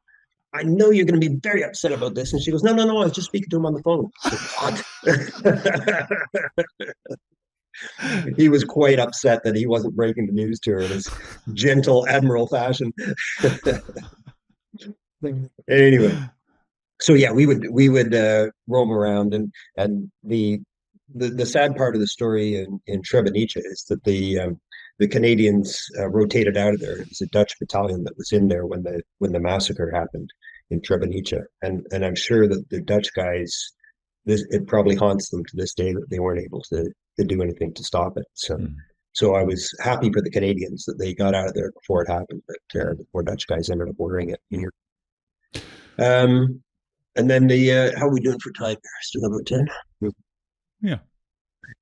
Okay, so then the best story, well, the most interesting story, I guess, of my time down there was I'm doing one of these long missions in the middle of the night, and we did air refueling. We're coming back to land at Joya, and the radar controller says, "No, Joya, she's a red. You go somewhere else." So it meant that the weather was below limits. And we're tired and we're fed up, and we go, no. I said, we're going to try and approach. We got lots of fuel. We're not going anywhere else. We're going to land at Joya. And the runway at Joya is on quite a slope. So if you're landing on the high end of the runway, because the clouds are like this, right? So there's, the clouds are horizontal, but the runway is slope. Well, if you're landing on the high end of the runway, you're not going to break out at, I think our limits were 100 feet on the radar approach. You're not even going to break out at 100 feet so you can land. So you have to do an overshoot. But if you come around the other end of the runway, because typically when there's low fog, there's not much wind. So, they would just give the preferential runway, not necessarily the into wind runway. But if you came around the other way, then, you'd have another 100 feet. So it would be quite easy to break out and land. And sure enough, that's what happened. So we break out and land. You have to negotiate with the air traffic controllers even to get an approach, but it's like, finally I'm done. So I get out of the airplane, and the tornado is quite high off the ground, especially compared with an F-18. I don't know I think probably the canopy sill is about maybe 7 feet above the ground, something like that. So I'm getting out of the airplane. They have a ladder that clips into the side of the fuselage, and the ground crew puts that in once you're parked and you have the engine shut down. So I'm getting out of the airplane. I usually wore my helmet. I was, tired and emotional, so I'd taken my helmet off, and it was pretty hot and muggy. And I just started down the ladder, and the ladder breaks off the side of the airplane. So I'm falling backwards onto this concrete apron, and I'm thinking, if my head hits, I'm going to break it open, So I managed to kick my heels out behind me, and I broke the fall, but it hurt like crazy. I hit right on my heels, not on the balls of my feet, but on my heels. So I'm lying there in a self-sorry mass, thinking, oh, maybe they're just bruised. So the ground crew come by and they say, are you all right? And I said, yeah, I'll be fine. I've been winded here. I'll make my way back in. So I finally start hobbling back into the hangar, and it hurt like hell, And I thought, well, I'll get in anyways. And then they had all these feral dogs that lived on the airfield. So they were just stray dogs, and the ground crew would feed them scraps of food, and they were very docile. But one of them saw me as wounded prey. So it thought, yeah, I'm going to have him for breakfast. So it was the whole thing, the tail between the legs, snarling, the teeth hanging out, and the ears pinned back. And my sense of humor was at an all-time low. So I pulled my pistol out and I pointed at him. I said, one more step and you're dog meat, And of course, he didn't know what a pistol was. But I think just from the tone of my voice, he goes, yeah, maybe I better not mess with this guy. So it slunk off again. So that was not a very fun night. Is that where I haven't asked you, so now is the time to ask. Is that where you got your call sign Bones from then? Because didn't you tell me offline? No. You broken bones. You broke both. You broke both ankles or both? Yeah, heels? yeah. I ended up breaking both. Yeah. No, I'm not going to tell you my bone story. It's really boring. But I get back into the hangar, and now my feet are just throbbing, and I go, yeah, they're broken. Yeah. So this was now, I don't know, it's the middle of the night, maybe 3 o'clock in the morning, 4 o'clock in the morning. So I call up the duty medic, but they were staying way out on the coast. It was, I don't know, probably a 45-minute drive from the airfield. And I said, hey, listen, I said, I just need a pair of crutches because I can't walk or anything. He goes, oh, sir, he said, I've had a rough day. Do you really want me to drive all the way to the airfield with some crutches? It's like, you had a rough day? I couldn't believe it. I just could not believe it. Yeah. So I got back, and I'm convalescing in the hotel, and they did X-rays the next day and confirmed they were both broken. So then it took, I must have taken 4 or 5 days to get a medevac flight back to the UK, and it's just, come on, I just want to go home. I'm fed up now. Yeah. Did you have, with regards to going into combat, then, one of the things that people talk about all the time is being validated, is practicing at being a fighter pilot. It sounds like a funny thing to say, you are a fighter pilot, but practicing the mission. But then going into combat and doing it for real and having trepidation, well, not trepidation, but maybe some anxiety around whether, after all these years of training, it will work out, whether you will pass the test. Yeah. So there was oh, absolutely, yeah, and there was a fair bit of difference between the Bosnia deployment and the Kosovo deployment with the Hornet. So the Bosnia was fairly static. They'd had a few airplanes shot down there, but it was very sporadic. Every 6-8 months maybe they'd have an airplane shot down. Kosovo was a full up shooting war, so that this was much different. And I was there at the beginning of that, so we didn't know what we were going to be facing when we went in there, because the Serbs had a pretty substantial air force that hadn't gone across the line into Bosnia. So all the shoot downs had been surface to air missiles, but now we're facing surface to air missiles and the potential fighter threat as well. So so I've got some very interesting stories about that. But just to wrap that one up, there's two thoughts that sort of go through your mind. When I was so in Bosnia, I had my son who was 1 year old, and then by the time I went into Kosovo, I also had a daughter. So they were back in Canada at this time, and I'm 6,000 miles away in Italy. So that's the thing that sort of crosses your mind before you even begin the planning cycle for your mission. Once you get into the planning cycle and the briefing cycle and walking out to the airplane and going, you're so focused on what you can do that you don't even have time for fear. You might think about it a little bit while you're waiting for everybody to get ready or for your lunchtime, but you're just so focused and you're so busy, and there's so many variables that you just don't know. So you can't role play. You can't plan out exactly what's going to happen. You know what you're going to do, but you don't know what other kind of threats are going to be out there. And that's, it's the unknown that's the hardest part. So, being a typical fighter pilot, you think, well, there's no way they're going to shoot me down because I'm so bloody good. But then, you can't cover all the variables either. Let me ask you a technical question then before we conclude. Just, you said right at the beginning, we were talking about the performance of the high PRF radar in the F3, and you said over the sea it was okay, but against ground clutter it wasn't so great. Lots of ground clutter to contend with. The radar wasn't able to deal with. So over Kosovo, then, that is a very mountainous one. I don't know if it is mountainous, but it's by UK standards, it's mountainous. Parts that are, there are, and same with Bosnia, there are parts that are mountainous, but there are parts that are flat too. But it was a big. So that's an excellent question. On one of the times we were capping over Bosnia with the F3, and we were primarily looking for helicopters, so we knew that was going to be tough. I think. We didn't do a lot of training against helicopters either, so I'm not sure about this, but we might have picked up high PRF Doppler from the rotor blades, but I'm not sure about that. So we could find them, even though they're only doing about 70 knots, which is typically in what we call the notch.